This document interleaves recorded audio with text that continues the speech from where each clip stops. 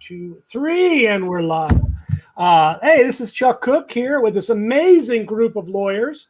We got Lily Axelrod joining us for our first time, right, Lily? I think that's so. I think that's always how I've been listening, lurking. He's always there. And, of course, Aaron Hall, who's not in the basement today, apparently. No, I moved upstairs. You moved upstairs. That's a good thing. Jeff is not joining us today. He's actually giving a presentation on litigating, I think, today at our chapter conference of some kind he's speaking at today. So we have just a bucket of stuff going on, don't we? We got a bucket of stuff going on. Let's start, Greg, with the current stuff that's out there. I have to start with Tate, only because the government filed their status report on Friday. We started with 38 plaintiffs between the two versions of the suit. Everybody's got a visa, an appointment, except for one lonely person. And that's because Portugal is still closed, although nobody can figure out why, including people in Portugal, because the whole country had 200 cases last week. Not quite sure why it's still closed, but she should have an appointment this week. And then that'll be done. You know, litigation works. I had to give that Tate update only because it felt good, which kind of gets me into the Gomez-Acker update. People don't know this. When we filed the Acker case, which was a pro bono effort by us early on last year, we had about 170 plaintiffs in that case. We basically have 4 families left, and they couldn't leave their country to get the visa. Otherwise, they would have just literally couldn't get out of their country in September. So those are our only remaining plaintiffs in Acker. We're going to dismiss everybody else who's already in the United States or on their way. So but we're still fighting for the DV 2020. Our request to have a class certified of people whose visas need to be reissued. In fact, one of our people is a visa reissuance is still there. We're going to fight for that. We're also fighting for the 35,000. So I won't be answering the 9,000 question again today for the jillionth time. That's out there. And no, we do not know when the judge will make a decision. We just filed in the Gomez-Acker case the record that everybody cites to. So the court has that. And at this point, it's all in the courtroom. And whether the judge will just make a decision or whether he wants to have argument, we don't know. I guess we'll find out relatively soon. Let's talk about Aaron Milligan. Where are we? Or Lily wanted to. What's going on in Milligan? Can you give us an update? Lily, why don't you take that? So our Milligan round 1 plaintiffs that were filed in September, I think almost all of you have come to the U.S. or had your visas issued. I think we just had today there was 2, one or two in Montreal and one in Peru. And the Peru just emailed me today. She got her appointment. Oh, nice. Fantastic. Very, very happy. I just took a look at the date. I mean, at the spreadsheet for round 1 and 2, where there were like about 470 people between them. And it looks like there's about 40-ish, about 40 people that have not, that are still stuck out of the 472 from rounds 1 and 2. And it's almost all round 2. There's just, like you said, there's just like 1 or 2 people or 3 or 4 that are left in round 1. So this is, and within that, it's almost, we know it's the Philippines is the big problem there on there. And you guys are, I'm sure, are posting questions right now on that. So that's the main group that's left.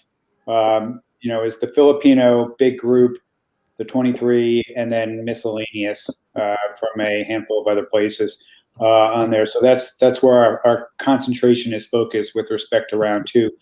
Round 3, we are preparing the submission on all of the round 3 folks. We've been getting actually quite a few round 3 people that have actually their cases are moving, but we'll have the data for that fairly soon, and we're going to be making a submission to the court this week on that. So we're feverishly working to get all that data updated for the judge and for the DOJ for round 3, which is also about 400 couples in that group. So that's what's on Milligan. Lily, am I forgetting anything? I think that's where we are in Milligan. There was that one other thing, the motion that Jeff is looking at in regard to the order from the judge. And I know I'm not sure he's had a chance to look at that yet, but I know you guys will push him this week to make that happen. Yeah. Okay, good. Hey, you have a visitor, Lily. I do. My Hey, husband. Griff. Go Hey, ahead, how you Caleb. doing, man? Making a surprise appearance. Yes, like, Um, hey. I know that All guy. right, so that takes care of Milligan. We're going to go now to Annunziato, Aaron. All right. So tell us what's going on in Annunziato. Sure. So over the course of the last week, in talking with government counsel, we raised the point that we've been raising for a long time now, saying, you know what, it doesn't make sense to litigate a motion to dismiss when you could just push through the current cases, including the family and employment-based cases. And finally, they kind of reversed course and said, okay, let's take a little bit more time and see what happens with this. So they haven't promised to push everyone through, but they did put off the motion to dismiss from the end of March to the end of April. So that they have not moved to dismiss the case. And we are in weekly communications with them about which of our plaintiffs are moving, their cases are moving, and which are stuck, and requesting that government counsel reach out to the Department of State to try to put a little pressure from her end so that we can moot out as many people as we can, get them their visas adjudicated, and then get them dismissed from Annunziato. So that's the one update on that side. And then anything else there? Can I roll into DV 2021, folks? Well, I think that handles it. So that's let's talk about our new DV. That's a good point to transition. Yeah, litigation. New case. So we've had a great response to the DV 2021 posting, the onboarding, and the sign up ends tonight. And so if you know people who are thinking about getting on board, it's today. Today's the day. Tonight's the night. So get that done. And as soon as that is done, we are looking to synthesize all the information we've gotten from you and turn it into a complaint and a motion for a preliminary injunction. Our target is to file this week. That's a really quick turnaround after the cutoff to the sign up. Going on this week. Yeah. But we really want to get this filed. We know how desperate everybody is, and so we're trying to do that. One comment to plaintiffs in Annunziato and also in the DV 2021 case. For Annunziato folks, if you do get substantive news about being scheduled for an interview or anything else like that, let me know or let us know. I want to know that because I want to be able to tell the government attorney that. For DV 2021 folks who are onboarding, your receipt when you make payment means that you've been added to a spreadsheet that has all of our plaintiffs. And we are getting many hundreds of emails every day asking for confirmation that things have been received and what else we need from you. It actually slows us down quite a bit to have to respond to all of those. And so we just need you to know if you've gotten your confirmation that payment's been made, you are good. And if prior to filing, if we see something else is needed from you, we'll reach out individually to you. But there's no need to send a bunch of emails asking for additional confirmation that you're in the complaint. Now, There are Aaron, over we know 700 of you, so please understand we can't. 700 families, not just Yes, 700 people, families. We do not need a new declaration from Annunziato DV 2021 plaintiffs, correct? Or Well, would you like a new one? Unless something changed. I'm asking people to go through the engagement process, except for payment, the Annunziato people, including a new declaration. If we don't have one from an Annunziato plaintiff that has done the engagement letter, we will use their old one. They're not going to be left out. But some of them have had substantive contacts with the consulate or with Department of State since they filed their last declarations. So I want those to be referenced in the new declarations. So I am asking them to submit new declarations, and most already have. Okay, good. So we are moving. It's not like we haven't worked on this yet either. This is well underway. The complaints basically there. But every complaint requires us to put the plaintiffs in. I mean, you got to name the plaintiffs, right? And putting in 700 plaintiffs, Lily, takes us a little bit of time, doesn't it? So, but I think the goal of this week is legitimate and real, and we are looking forward to getting that big news out there. I don't have any other Annunziato issues. I do want to just jump over to the EB5 litigation. let everybody know our motion for preliminary injunction is literally would have filed it earlier today, but it has to be 20 pages or less in 14 pitch with 1-inch margins. Now, lawyers never write in 14 pitch on a pleading. And so we've had to cut almost 16 pages out of our brief. And so just taking time because you can cut because but you can't cut down the bone. I mean, you got to be some bone left. So Danielle is working that right now, and we hope to file this evening on that case for our EB5 plaintiffs from China and from Russia. And we feel very good about this particular piece of legislation. Lily, where are we on our triumvirate of K1s? So the K1 Egypt, the folks who are stuck in Cairo, I believe that one is close to ready to go. All of the plaintiffs have sent us what we need. We've drafted all of your plaintiff paragraphs to tell the court exactly, why you're suffering and why you need your visas issued ASAP. I think that's on track to be filed this week, isn't it? It should be, yeah. Maybe as early as tomorrow. I think that that's pretty much done, Chuck. I think we're good there. All right, now let's switch over, not to keep them in suspense, but K1 Brazil. So K1 Brazil, I think my colleague Jonna has been the point person in receiving all of those declarations. I think there are still a few outstanding. So if you may have heard from her, or we'll hear from her shortly, if there's anything additional that we please respond to Jonna. Yes, please we can't file this case until we have everything, and we're almost there. But just like Chuck said for the other cases, if you have a receipt confirming that you're paid, you are on our spreadsheet. We will let you know if there's anything missing before we file, if there is anything missing. And on all these cases, we'll be sending you out an email detailing the filing. We will not include the filing because there's confidential information in the filing. But it is really important that if you need to see like argument, if that really interests you, I'm sure we can figure out something on the argument. But we're going to send you out a detailed instruction sheet after we file about timing. I'm going to be sending an email out tonight to the Manila and the Brazil folks about getting signed declarations to us, and not just. I mean, we have the drafts from the app, but we need you guys to sign it. It's really important that we get a signature on it. So I'm going to send a reminder out tonight, and if you are listening to this and you have not signed your declaration, we need it. Yeah, print it, sign it, send it. Which gets us, Lily, to K1 Manila. K1 Manila, you guys came through. We were looking for 100 plaintiffs to make that suit, big enough to really go forward. And all last week, I was getting Facebook messages from all of you saying, I signed up, but all of my friends, they want to sign up, but they're not sure. And how close are we to 100? And then at the end of last week and over the weekend, everyone came through. We now have, I think, 143 couples signed up. So we are going forward with that suit. I sent a welcome email earlier today to everyone who had signed up as of this afternoon, letting you know what to expect. And this week, we are going through all of your declarations to make sure that we have all of the information that's needed to make sure the declaration is signed. I've already gotten back to a few of you to remind you to sign. And like Greg said, and like Chuck said, if you've gotten the payment confirmation, you are on our spreadsheet. We'll be in touch with you shortly if there's anything that we need. I think we had given the target date of April 15th to file that one.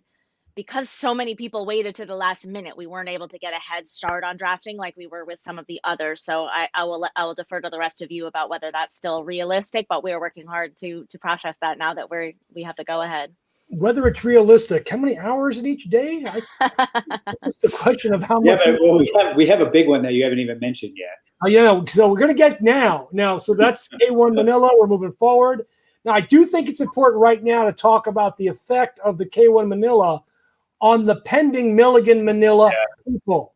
A lot of folks have been asking me that too. Yeah. So this does not put you in a worse position. In fact, it probably puts you in a better position because you are already in line at the consulate. And yes, I know people have been emailing them every day. They don't respond. We have reached out, just so that you know, we reached out to government counsel and said, basically, you appear to be interpreting this order as not making a priority for people. And this morning, the government responded and said, that's how my client is interpreting the order, which is weird because basically every other consulate in the world except for Manila and Montreal are interpreting it as such. So that goes to what Jeff is working on right now in the context of the motion to the judge. And we'll be back in touch with you. We'll likely reach out in an email to the Manila folks on that so we can give you an update individually about what's going on there and our two people that are sitting up in Montreal waiting for them to do their job. Somebody, by the way, emailed me today and said, London really screwed me over on this case. I want to change it to Montreal. I said, yeah. We'll just fix Montreal. And yes, there are other consuls like Dublin, which, by the way, has processed lots of our plaintiffs. But there appear to be a couple random people. They're just not, again, individual cases carry individual loads. We don't know what those are, but we're working on that. And in Rio, they have been reaching out. I mean, I've actually been very happy in some respects to Rio, because even though they've had to cancel or randomly canceled cases when there doesn't appear to be a logical reason to do so, they still have issued a lot of visas. And we're appreciative of that. Not that we won't sue their butts to get the rest of them issued, but that's just kind of the way it is. Which now, Greg, this gets us to the 800-pound gorilla, for want of a better description. And this is the travel ban litigation. This we're actually working in conjunction with Ayla and Jesse Ayla. So tell us about that. This one, we're about finished with the drafting, and I think it's either tomorrow or Wednesday that's going to be filed. So when we're talking within hours, more likely Wednesday. We've got over 190 plaintiffs on the final count there, including some companies and sponsors who joined late. So coordinating that has to happen between the different offices on that. So but that's one that the work is largely finished, and there's coordinating tomorrow and probably the filing of it on Wednesday. So it's imminent. That will be that will probably be one of three. I'm guessing 3 cases that we file this week. That one, K1 Cairo, and the DV case will probably all happen this week. And the 85 PI, which is also getting filed this week. So on the travel ban case, what is the travel ban case about? Remember, the K1 cases are all mandamus. This is a tech action. This is not a mandamus case, but it is something that will benefit, obviously, a lot of people. And what it does is there has been this illegal interpretation since the very first week of the Trump administration, where they have where this use of these bans. The statute specifically says the president can ban the entry of an individual or a group of individuals if there's a finding of it, that it's in the interest of the country.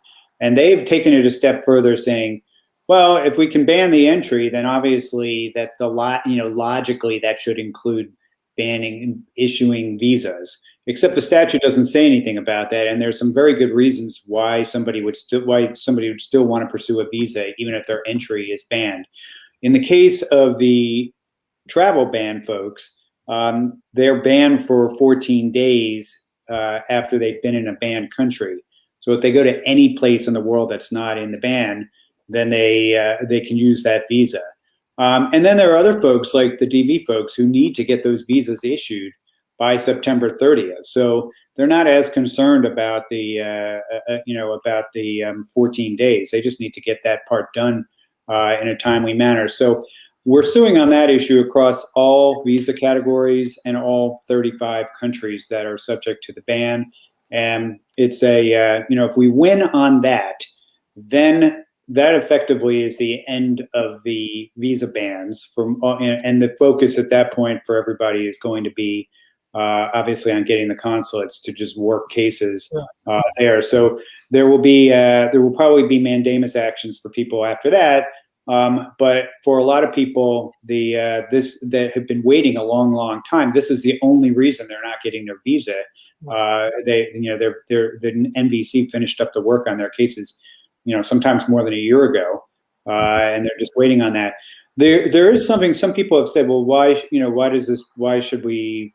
How does this help us if it's on there? The plaintiffs have asked on there if it means that everybody basically benefits. And one thing we don't know, Chuck, yet is whether the judge is going to make it a universal order on there. So for those who are plaintiffs in this case, there at least you'll have that protection if hopefully if the judge doesn't give us across the board for everybody, that may be a reason to be in there.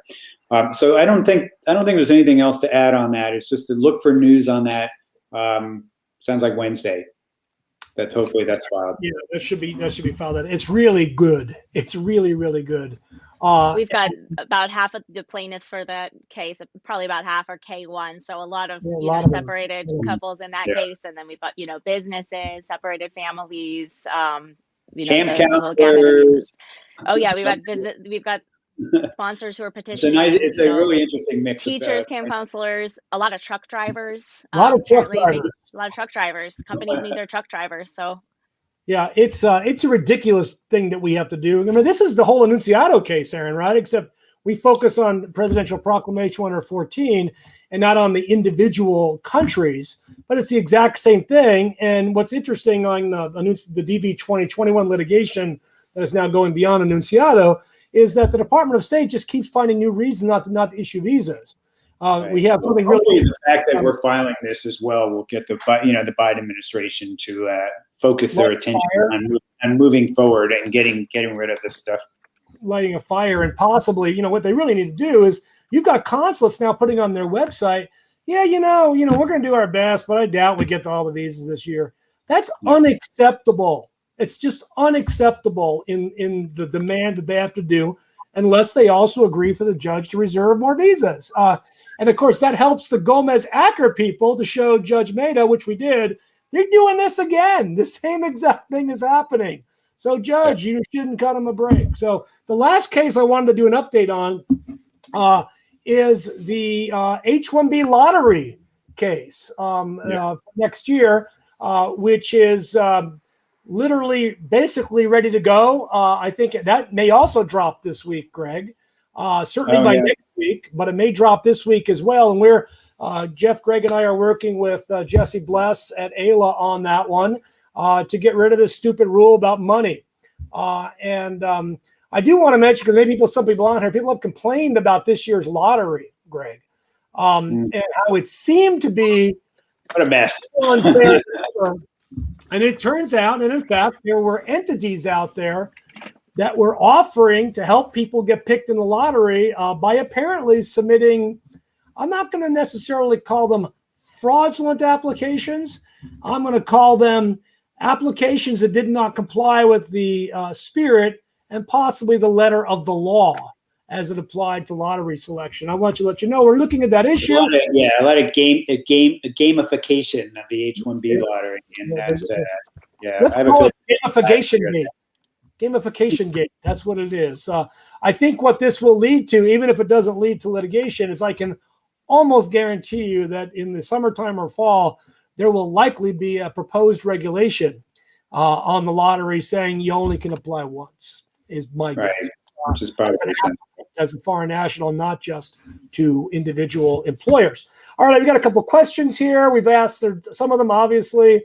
I answered the $35,000 question. We're not going to do that again. Let's see the Marvin on the Marivi. I was in Marvin. Marivi on the litigation. Again, Milligan includes a mandamus action. That's the part the judge has not yet ruled upon, and we're going to let Jeff talk about that later in the week or next week. But that's something we clearly are still focused on for folks, which is why you're ahead of the K1 Manila group that is coming forward now, because you've already been briefed. Just a question of getting in front of the judge. Let's see.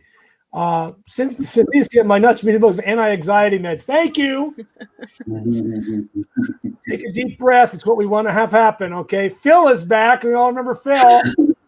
We love you, Phil. Hey, Phil. Now, I got to tell you, Aaron, I got to notice just now a complaint was just filed in my name. And I just said, did Aaron file something? Because it had kind of a weird name. I thought, is that the name that Aaron picked for our DV 2021? No, it was a different case that we filed. It's like, who is that person? Don't scare me. Yeah, it says who it was. All right, anything that you can do to help us? Jeff is, obviously, we've got the government now saying they're not going to move, which gets us to the mandamus part of that case. So how long do you need to wait? Well, you need to wait until you get the visa, and obviously our job is to push that visa, which is what we're trying to do. All right. Lee already heard about Brazil because Lily talked about that eloquently. To Milligan, continually emailing them for 12 weeks. Keep emailing them. We see the response. I mean, their response is garbage. We get that. We're documenting all that for our motion. All right. Everything's good in Brazil. Happy Easter, John Shields, Milligan 3, Dublin. That's Greg's favorite consulate, by the way, in case you didn't know. He loves Dublin. Big Dublin fan. Big Dublin fan. Special master, what does that mean? Means nothing to us because none of our cases have a special master. Basically, what a special master is to a federal court judge, it's some guy or gal, typically a retired lawyer, who basically comes in and gets all the evidence and synthesizes it and then tells the judge what he thinks he should do. To me, it's an important job. It is an important job in super complicated cases like the Georgia versus Florida water litigation at the Supreme Court. But these kind of cases don't require a special master. I mean, this is not that hard. This is simple stuff. The volume is big, but it's pretty simple stuff. And Jeff is being relegated to the basement, apparently. Let's see. Milligan round 3, again, as Greg noted, lots of progress, just not for everybody. Here's one for you, Aaron. Are people getting interviews? Now, we actually do have, I think, at least one, if not two, Enunciado DV 2021 plaintiffs that have been interviewed. All right. And we've had several, at least 3, if not 4, family-based cases interviewed. And so we're focusing on really the family-based folks there. But Enunciado remains an active case with the judge. He agreed to the 1-month extension on the motion to dismiss. And our focus from the beginning is to get our clients an interview. That is our focus. And hello, Michael. The question about whether the travel ban affected plaintiffs are getting interviews, generally no. Although we had one exception where 2 Enunciado plaintiffs got their interviews and got their visas issued out of the consulate in Switzerland. And they did not have an approved NIE. And so, to be frank, I don't really know how it happened. Of course, we want it to happen for everybody, but it happened. And so they got their visas and hopefully we'll get more of that. Maybe they had nothing to do. I don't know. Maybe they got bored. Hey, it's in one of the brighter spots globally. The consulate. Maybe Switzerland thinks we're not really in the EU. So they can apply to us. Maybe we're not Schengen. I don't know. Who knows what they're thinking in Switzerland? They seem like they're more flexible than some of the other consulates. Now, here's a piece of news we did not have. Moscow has started moving. Yeah. Someone else later on in the chat says, don't believe a word of that. So I don't know. Okay. Well, one thing that we did learn this last week about Moscow, Lily, is that basically there's hardly any employees still in Russia. Yeah, they've backed out of almost shut down one consulate and reducing services at the other. And part of that was basically a tit-for-tat argument between the U.S. and Russia and us closing stuff and kicking out some diplomats. And, geopolitics does, in fact, come into play on visa issuance. It does, in fact, happen. Can the Gomez final verdict come at any time? Yeah, it could. I mean, there's no scheduled hearing. I guess the judge could say, great, got everything. Here's my decision. Do I expect that to happen quickly? Aaron, what do you think? Lily, what is we have a betting pool on this about when data might get to it? I've been saying May. I'm saying May 15th. I'm kind of going to Ides of May kind of guy. I don't know. Let's see. Don't listen to the guy above Moscow. That's hilarious. Armenia is not, no updates, no. And again, we don't monitor every single consulate in the world. I mean, maybe Lily does. I don't monitor every single consulate in the world. Most of their websites are really poorly run. Some of them are great, but most are poorly run. I do subscribe to several of their Facebook pages. Like Cairo was congratulating the government of Egypt on moving the mummies. Apparently, they moved a lot of mummies.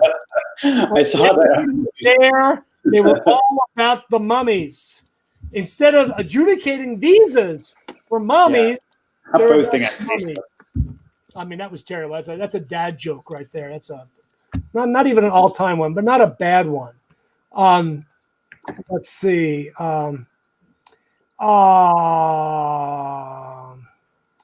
Let's see. Oh, we got a couple of things here. Hello from Honduras. My wife is a new case. How can she be registered as a plaintiff? Aaron, how can you know if you're registered as a plaintiff?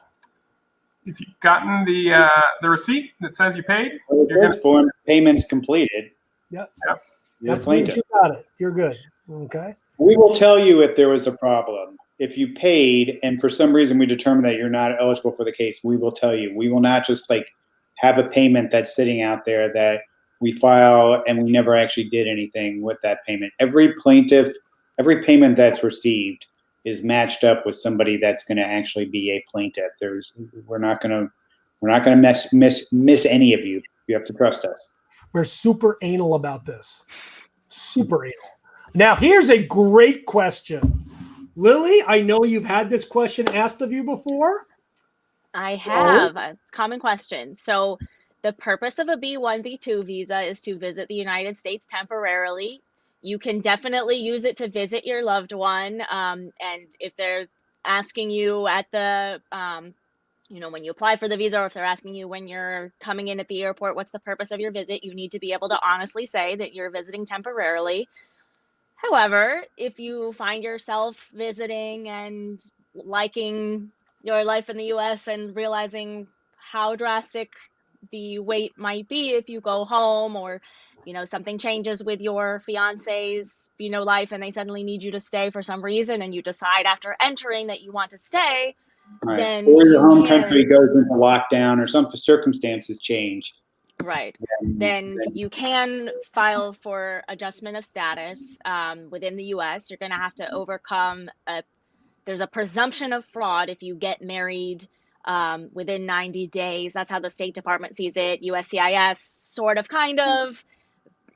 So, if you come in and get married the next week and file for adjustment of status, they're not going to believe that Right. you that you didn't misuse the B visa, right? But if you're here and you decide, that's the critical thing. Is you have to have the intention of abiding by the terms of your visitor visa when you come in. If you are not intending to comply with the terms of your visitor status when you are entering the country, that is a problem. If something changes after you arrive in the country, that's a different story.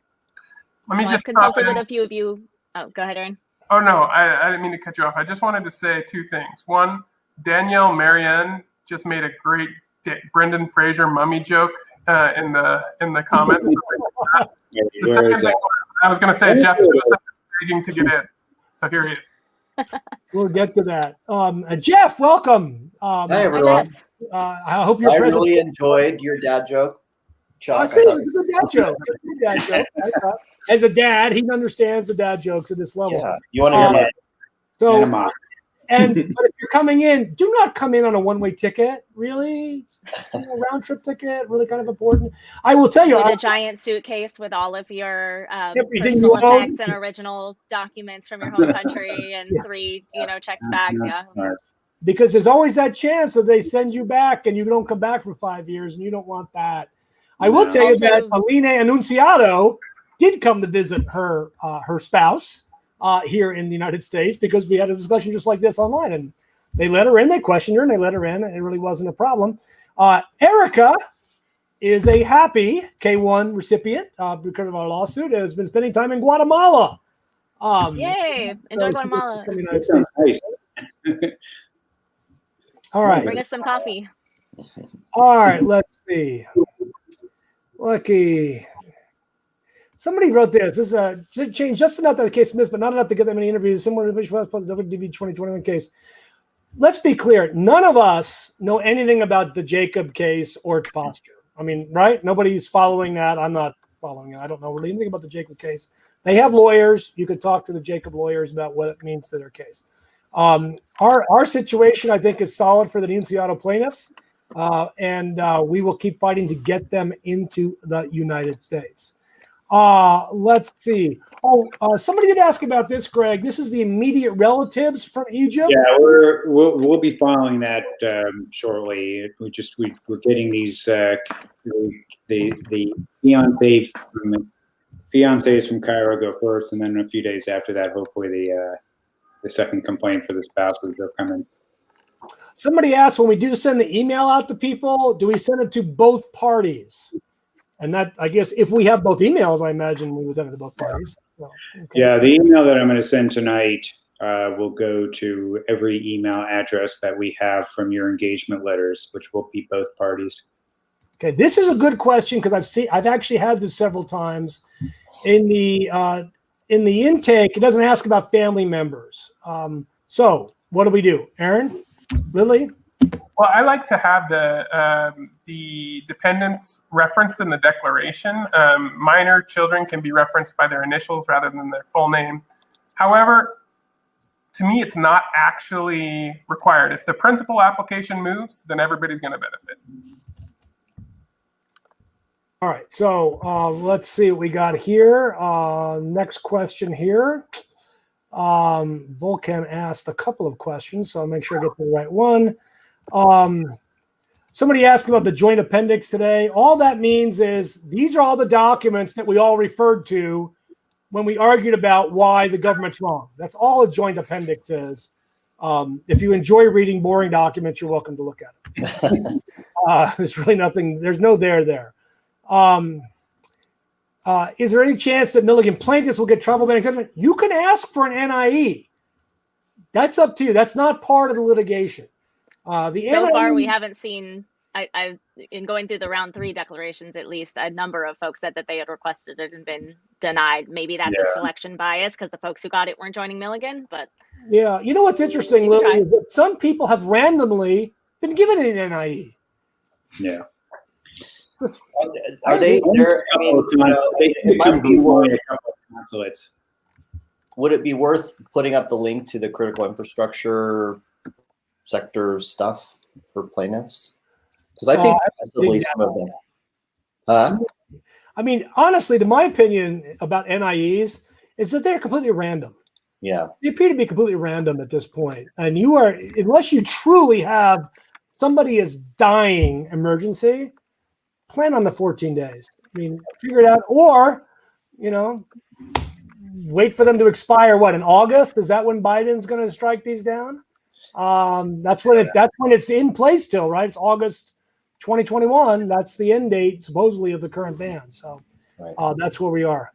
All right. Is there any news from Amsterdam? This is Jeff's favorite question because Jeff loves Amsterdam. Shortly. There's no news other than no news from Amsterdam. Amsterdam is a problem. We are, like I said, we're reporting not weekly. I didn't report last week, but we are reporting we're waiting to kind of put all the round 3 information into a spreadsheet. And as soon as that happens, we're going to be making a report to Joe Carrilli this week. And we are pointing, as we have done consistently, we are pointing out problem consulates, and Amsterdam is one of them. Jeff, while you were gone, we have been getting some interviews scheduled in Amsterdam. I don't want to make it sound like it's totally dead. I know we have at least 5 round 3 plaintiffs that have interviews scheduled this month.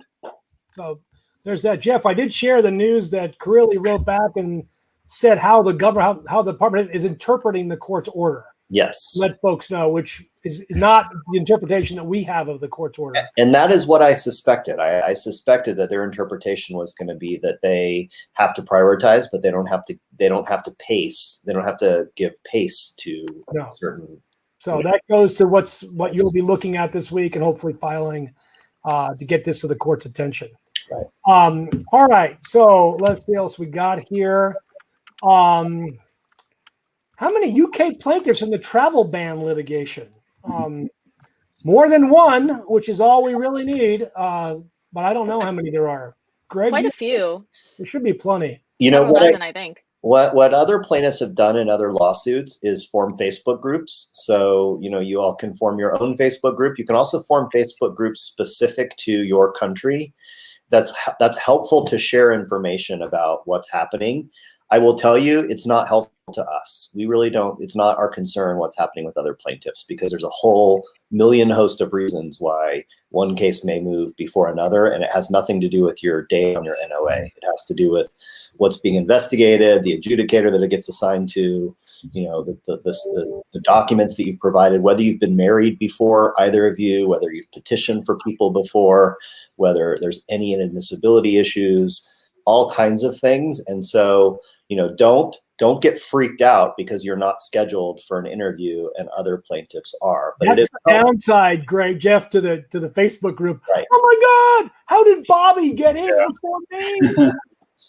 But it is helpful to you to kind of understand and work, to partner with your other people in the UK who are going through the same thing that you are. I think the Manila Facebook group is what came through to get our plaintiffs up. We had a couple of organizers and instigators who got their colleagues on board. So the London good people all tool. seem to know exactly what's going on with them. So I know that's an active Facebook community, because when I've said anything to them, it's like, oh yeah, we heard about that like ages ago on the Facebook group. Yeah. This is actually like our last plaintiff in Tate, who doesn't have an interview. She's taking it with good humor. She's like, well, somebody's got to be last. Somebody's last, even among the first. This is a good question because we get this a lot, because a lot of people's notices of approval are expiring. The Department of State's official policy right now is they will basically extend it until they issue the visa and beyond. So no worries there. All right. That would not be a good look for a judge. Also, you may get that your case at the NBC has expired, or that's also something you need to not worry about. We've also brought that up with Joseph Curley, and he said you can be assured that your case is not going to expire at the NBC. No. All right. This is a good question from Measy, the official Measy as opposed to the unofficial Measy. A lot of people are doubting. A lot of people are talking. Jeff, lots of people are talking about the low odds of winning. These are clearly lawyers who know what they're talking about, right? I love questions about this. The Twitter legal community. Whatever. Like, we're going to waste our time filing a lawsuit. We're going to lose. No, we're going to win this case. Look, the truth is how many lawsuits have we filed? All of us. How many? Is this our 11th lawsuit? That'll be the 11th, right? And we haven't lost yet. So that doesn't mean we can guarantee you that we're winning, but our legal theory remains consistent throughout all of these cases. It hasn't changed. Just the application of the legal theory to different plaintiff pools. So, when you have 11, not 11, but we have at least 6 precedent decisions on this issue. I think our odds of winning are quite good, actually. I think they're extraordinarily high because we'll be filing in the same district where this exact issues had already been litigated and won by us. Well, that being said, it depends on what you mean by winning, right? If winning to you is I'm in the United States next month, you're going to lose, all of you, because that's not going to happen. So it really, really depends on what your definition of winning is. Our goal is to preserve, ideally, all of the DB numbers, and have them issued and or preserved past September 30th. That's the goal. So that for us would be a win. Yeah. And getting our clients interviews, to give them a chance to get the visa. Keep in mind, some plaintiffs will be denied because of other reasons. Right. Not everybody has, DV cases are denied, I don't know, Greg, like 40, 50% of the time, given their selection numbers. Yeah. So, or talk to Britt Simon. He's got the stats on this. So, all right, let's see what we got here. Let's see other questions here. Oh, this is Francois. This is signed up for the DV 2021 suit. Very excited. Thank you, Francois. He's been around for a lot of our our YouTube lives that we have here. After the travel ban litigation is filed, how long do you think it will take to hear back? This is a good question, Aaron Lilly. tell us about the timing after filing the complaint and preliminary injunction. Sure. So we file the litigation, and then we have to properly serve the government, which we will do personally. So we personally serve the government. That starts the ball rolling in terms of what the court requires. Once they're personally served, then they are required to respond to our complaint within 60 days. And that response can be a number of things. It can be a motion to dismiss, arguing that the lawsuit is in the improper jurisdiction. It can be a motion to change venue outside of DC. It can actually be an actual response to our complaint where they go through and respond to it in some way. Normally, what ends up happening during that period is there's some sort of settlement talks, right? And we sort of agree to hold the case in abeyance, or alternatively, if there is no negotiation or no settlement, then in some cases we can move for an injunction, which basically says we want relief now because the government is not going to move on this case in the next 2 years that it's going to take for litigation. So, and that's what we're doing here. We're filing an injunction. Correct. Right away, and the government has 21 days to respond to an injunction. Typically, the court will give us then a week or so to respond to the government's response, and then the court will have a hearing. So if we are filing as we intend to do shortly, we would likely have a hearing in front of the court by mid-May. And then it's just a question of a decision. Now, obviously what you've learned is sometimes a decision happens right away. Sometimes it takes 3 to 4 weeks. And yes, we know that there's only 6 months or never, in the case of Annunziato. We know there's only 5.5 months left. We get that, which is why we're arguing to freeze the numbers, to reserve the numbers, because they have intentionally interpreted the rules contrary to the court's prior orders in this district. So, on Tandy's question there, on the travel ban litigation, part of it also depends on which judge the complaint ends up with, because some of the judges have already looked at the very narrow issue we're arguing here in detail and made a ruling within the past year. So if it's one of those judges, it could be quick. Yeah. I'd imagine it would be. All right. Lucas, you're welcome. We love our hard work. Yulin, I already gave an update on the EB-5. Preliminary injunctions being either filed tonight or tomorrow, depending on when we can cut down our 22 pages to 20 pages and seeing what we can eliminate. Jeff's signature is already out. Yeah, I mentioned earlier, they require 14 pitch in Times New Roman. So it's like we had to cut 18 pages. Can't play that game. Yeah, it's tough. They haven't figured out how to increase the font on their Microsoft Word and PDF. Bigger back and forth.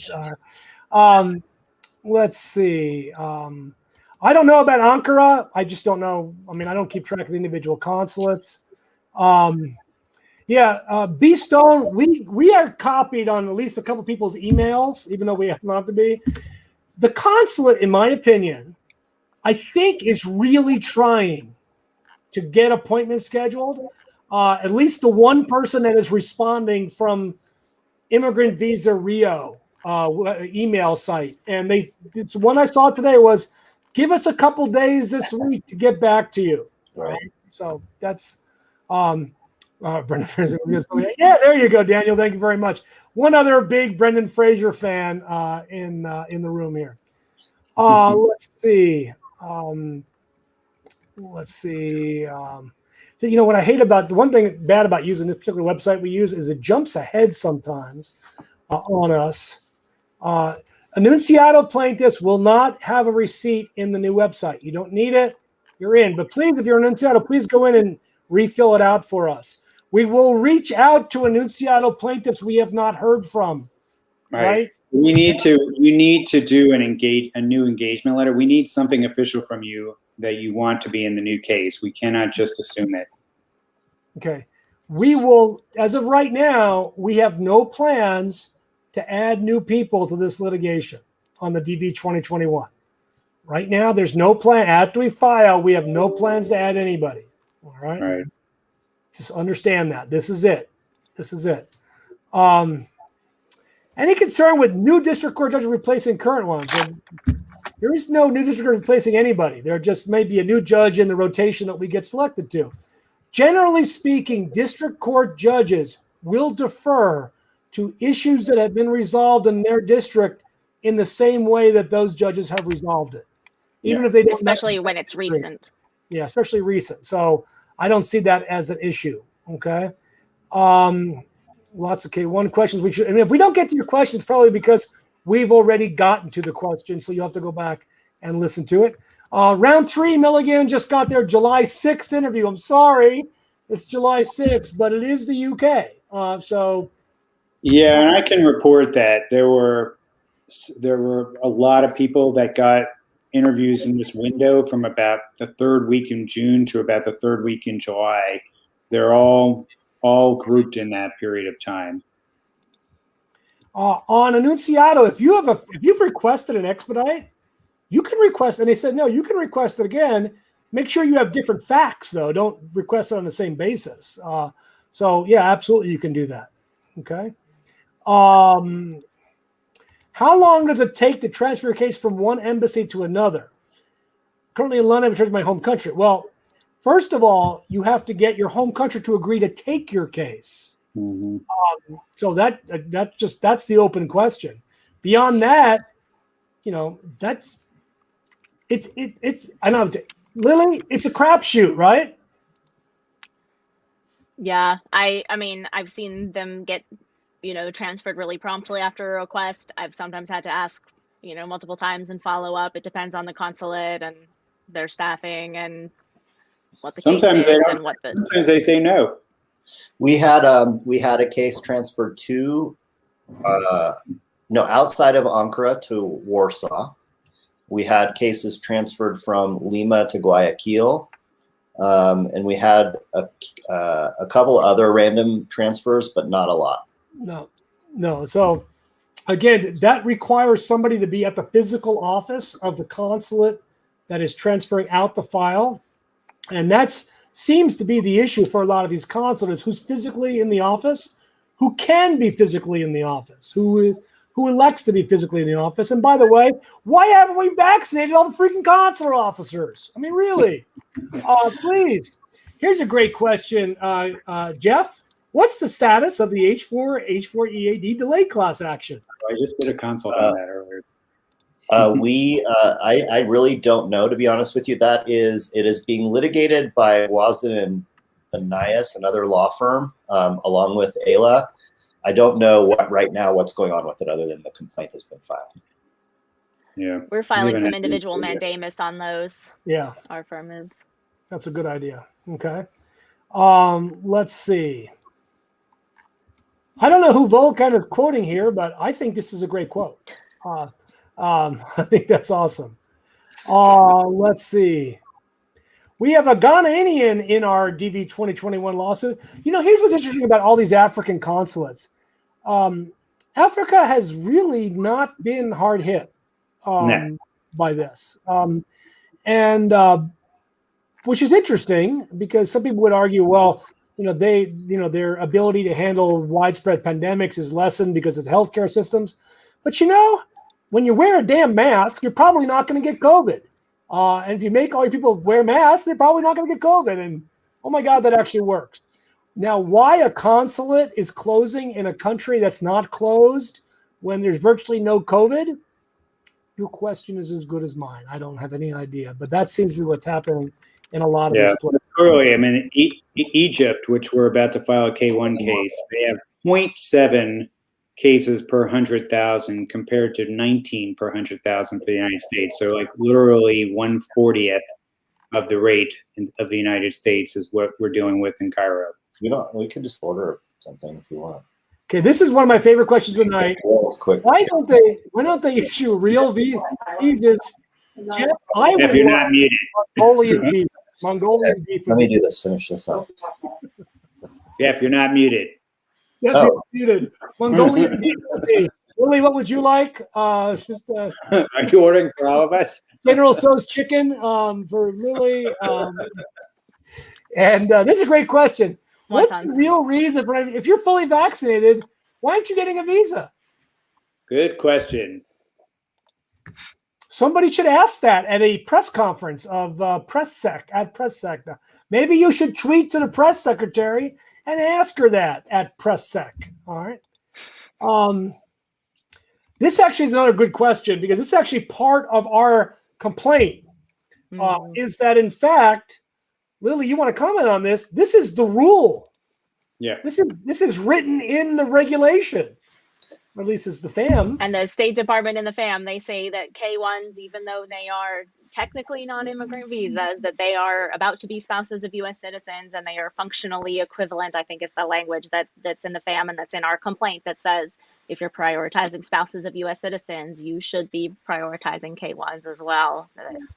And as I've noted, for same-sex couples from countries where there's only 28 countries where same-sex marriage is legal, that is the only option, is to come in on a fiancé visa and marry in the United States. And by having any policy that discriminates against K-1s, it's effectively discriminating against same-sex couples.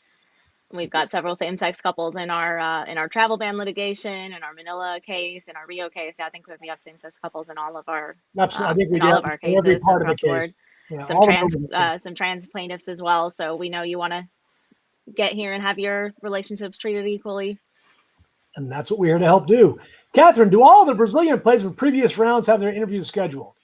Greg can pop in and check that a little bit. I thought all round one were done and almost all round two, but I could be mistaken about that.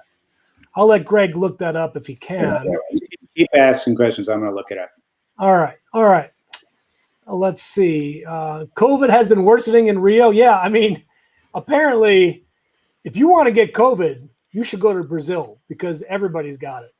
I mean, some of the stories I'm seeing out of it, I think it was the Washington Post today. They called Brazil the super spreader country for Latin America, and that you don't want to be the super spreader on this. Tolga asked this question about lobbying efforts. Let me tell you about lobbying efforts. This is about DV 2020. There is no legislation that is going to be introduced yet on DV 2020 because they're looking at what's going to happen on DV 2021 and also waiting on a final decision in Gomez. So that's where you are on recapturing those numbers. It's nowhere. I have the Rio answer, in which it's a mixed bag. We've had some people get the visas, some people still have the visas, the appointments scheduled, and then we've had a few people, I think 3 canceled appointments without rescheduling yet for round 2. So it's definitely it's mixed. Okay. Bruna asks about if you got an appointment in mid-May. You're in the travel ban lawsuit. Are they going to cancel? No, they're not going to cancel it. Again, I don't know what country you're in. If you're in Brazil, I mean, I make no guarantees about Brazil because, unless they do something to get this under control, like shut the country down for a couple of weeks, it's going to continue to be hit and miss at the consulate, as far as I can tell. All right, we updated Manila earlier. We've actually identified a lot of problematic consulates. Let's see. Jeff, could you order beef lo mein for Daniel? That would be great. Give Jeff a hard time. It's great. Kirby and I both got our second COVID shot yesterday, so we're fighting over who's responsible for dinner tonight because neither of us, we both feel like crap. So I got my second one today, Jeff. Did you get Pfizer or Moderna? What are you? Moderna. I was Moderna. I've heard a lot of people have problems with number 2 on Moderna, but not necessarily on Pfizer. So I had Moderna, and I didn't have any problems. I was a little. I had a head. That was it.